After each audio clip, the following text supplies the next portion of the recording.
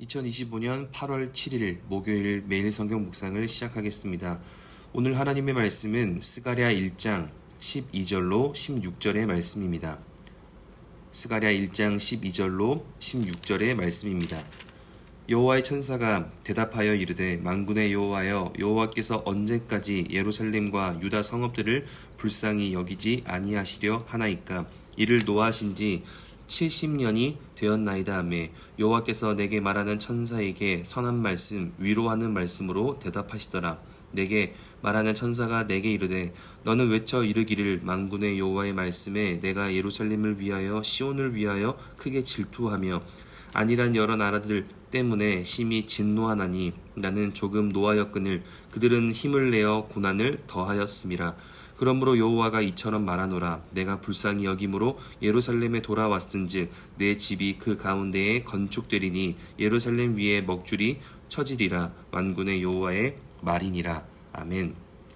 오늘 본문은 스가랴 선지자에게 임했던 환상의 내용으로 하나님께서 말씀하시는 두 번째 말씀입니다. 이 환상에서 스가랴는 8절에 붉은 말을 탄 사람과 그 뒤에 붉은 말과 자줏빛 말과 백말을 보게 됩니다.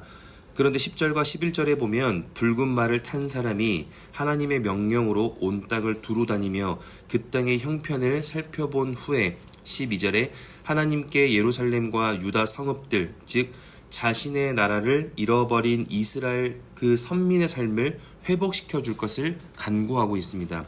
여기서 우리가 기억해야 하는 것은 스가랴 성경의 시간적 배경은 소위 수룹바벨 성전이라고 불리는 두 번째 성전을 건축하기 시작한 상황을 소개하고 있는 것으로 학계 선지자와 동일하게 성전 건축을 위하여 포기하지 않고 믿음을 다시 붙잡을 것을 강조하던 선지자였습니다.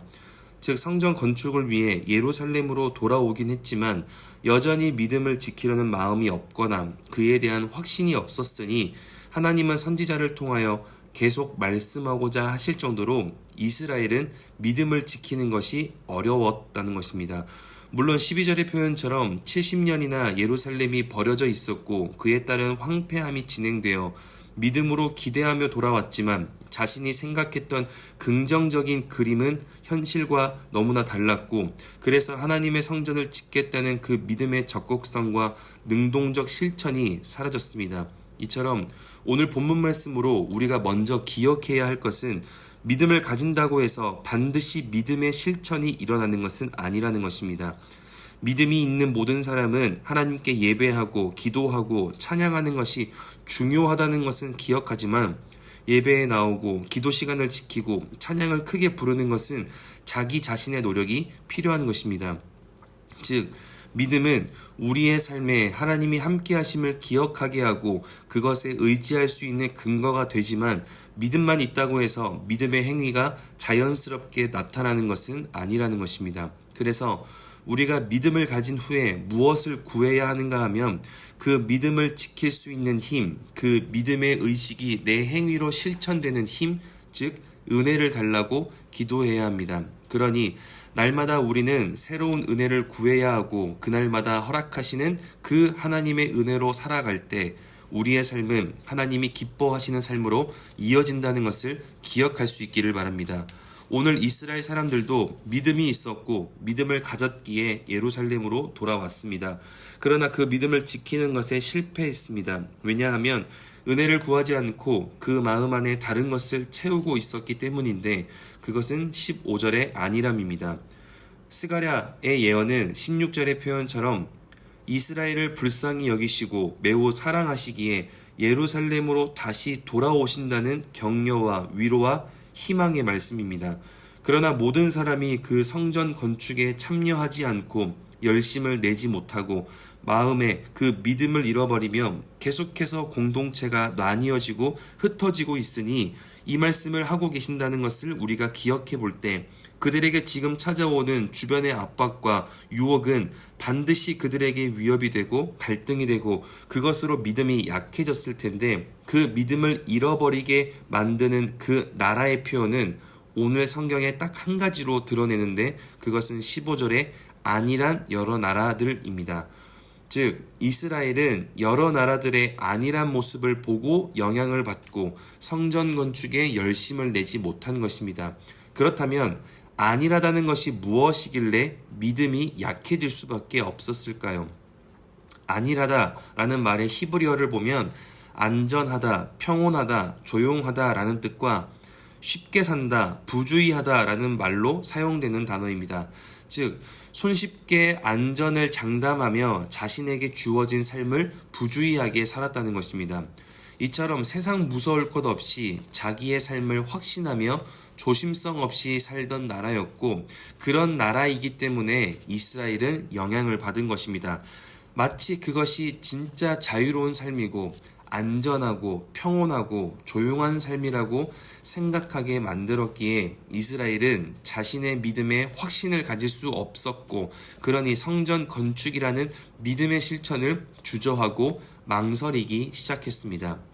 오늘 말씀을 통해 우리가 기억해야 할 것은, 믿음을 가지고 있는 것으로만 안심하게 되면 결국 쉽게 만족하며 쉽게 내 삶을 마주하는 그 안일함에 빠지게 된다는 것입니다. 안일함은 꼭 나쁜 결과가 나타나야만 해당하는 말이 아닙니다. 믿음을 가볍게 여기고 믿음과 관계없이 손쉽게 내 삶을 만족하거나 고민하는 그 삶의 태도를 말하는 것이기 때문입니다. 그러니 오늘 말씀을 기억할 수 있다면 우리는 오늘 하루 이것을 확인해야 합니다. 나는 내 삶에 믿음과 관계없이 고민하거나 만족하고 있는 것은 없는가? 그리고 나는 믿음만 있는 사람인가? 아니면 믿음과 은혜를 가지고 살아가는 사람인가? 믿음이 우리의 삶을 믿음의 삶으로 바꾸는 것이 아니라 하나님이 주시는 그 은혜가 우리를 믿음의 삶으로 이끌어갑니다. 이스라엘 사람들은 그 믿음이 있었기에 페르시아 제국에서 예루살렘으로 떠났습니다. 그러나 현실 속에 놓여진 어려움과 주변에 잘 살고 있는 그 사람들의 삶을 바라보며 간직했던 그 은혜가 사라지고 결국 손쉽게 믿음을 잃어버리게 되었습니다. 그래서 우리는 날마다 새로운 은혜를 구하며 살아가야 합니다. 생각보다 우리는 주변의 영향을 많이 받기 때문입니다. 그러니 오늘 말씀을 기억할 수 있다면 오늘 내게 주시는 하나님의 은혜를 구할 수 있기를 바랍니다. 혹여나 손쉽게 믿음을 포기하는 안일함에 빠져 있다면 그 안일함을 끊어낼 수 있는 하나님의 은혜를 구할 수 있기를 바랍니다. 그래서 우리는 하나님의 은혜 없이는 믿음의 삶을 살아낼 수 없다 말하는 것입니다. 그래서 우리는 하나님의 은혜가 필요하고, 그래서 하나님은 우리의 삶을 주목하고 계십니다. 왜냐하면 17절에 나의 성읍들이 넘치도록 다시 풍부할 것이라, 우리는 하나님의 은혜가 풍성하게 필요한 존재라는 것을 하나님은 이미 알고 계시기 때문입니다. 우리가 손쉽게 오늘을 살고자 하지 않고 하나님의 은혜를 구하며 그렇게 하나님의 은혜에 합당한 삶을 살아내려 노력할 때 내 입을 크게 열라 내가 채우리라 말씀하시는 하나님께서 반드시 우리의 삶에 살아갈 길을 보여주시고 그 길을 걸어갈 수 있는 오늘의 새 소망, 산 소망을 허락하실 것이라 믿습니다. 그렇게 오늘 하루가 내 주변의 것으로 손쉽게 판단하고 결정하며 그렇게 안일한 날로 살아가는 것이 아니라 하나님으로 생각하고 하나님으로 고민하고 하나님의 은혜로 살아갈 수 있는, 그렇게 하나님이 주시는 힘이 넘치는 복된 목요일 될 수 있기를 주님의 이름으로 축원합니다. 기도하겠습니다. 사랑이신 아버지 하나님, 오늘도 우리에게 하나님의 말씀을 듣게 하시고 이 말씀으로 우리의 삶을 결단하게 하시니 감사합니다. 우리의 삶이 안일함에 빠지지 않기를 원합니다. 손쉽게 만족하고 손쉽게 성공과 승리를 장담하는 그 세상의 안일함에 빠지지 않게 하시고 내 삶이 평안하다 할지라도 하나님이 주시는 오늘의 은혜를 구할 수 있는 겸손함을 주시고, 내 삶에 어려움이 있다 할지라도 하나님이 주시는 오늘의 은혜로 모든 상황을 극복할 수 있는 그 담대함과 굳건함의 은혜를 주시기를 원합니다. 그렇게 오늘 하루를 통하여 하나님이 주시는 힘과 능력으로 내 마음의 위로가 시작되고 동시에 그 능력으로 회복되고 승리할 수 있도록 우리의 믿음 위에 새롭게 부어주시는 하나님의 은혜가 풍성하게 임할 수 있도록 우리의 삶을 사랑하여 주시옵소서. 그렇게 인도하실 주님께 감사와 찬양을 올려드리며 이제는 우리 주 예수 그리스도의 은혜와 하나님의 사랑하심과 성령의 내주교통 역사하심이 오늘의 삶을 가볍고 손쉽게 살려 하지 않고 하나님의 은혜를 구하고 그렇게 하나님의 은혜를 통하여 믿음의 실천과 믿음의 도전으로 내 삶을 회복시키고 온전케 하기로 결단하고 돌아가는 함께하는 모든 하나님의 사람들 머리 위에 그리고 멀리 해외 군내 지방에 출타한 가족들 우리 교회 환우들과 우리 교회와 복중의 생명까지 이제로부터 영원토록 함께하옵시기를 간절히 축원하옵나이다. 아멘.